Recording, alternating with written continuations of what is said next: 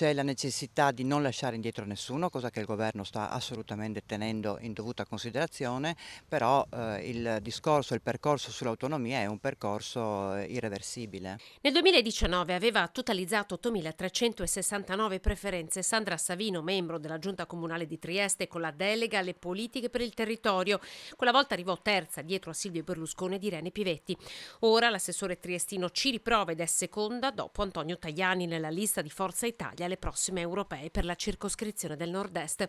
Tra i punti sottolineati oggi la determinazione del governo di andare avanti con il percorso dell'autonomia. Si deve procedere convinti se vogliamo tenere in giusta considerazione la volontà popolare. È chiaro che il Veneto in questo caso particolare si è espresso molto chiaramente richiedendo l'autonomia e perciò è un dovere portare avanti l'autonomia del Veneto. Con la vittoria del centrodestra alle politiche del 2022, Savino è anche sottosegretario di Stato al MEF, affiancando così il ministro Giorgetti.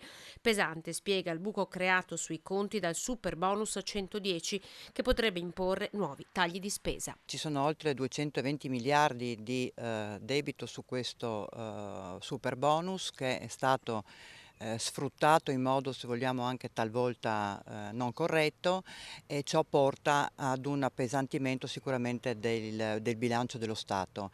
Proprio in questo DEF, infatti, il Ministro, tra l'altro attendendo la nuova governance europea, i nuovi sistemi di bilancio dettati dall'Unione Europea, dovrà tenere in considerazione soprattutto questo elemento, che è un elemento che pesa evidentemente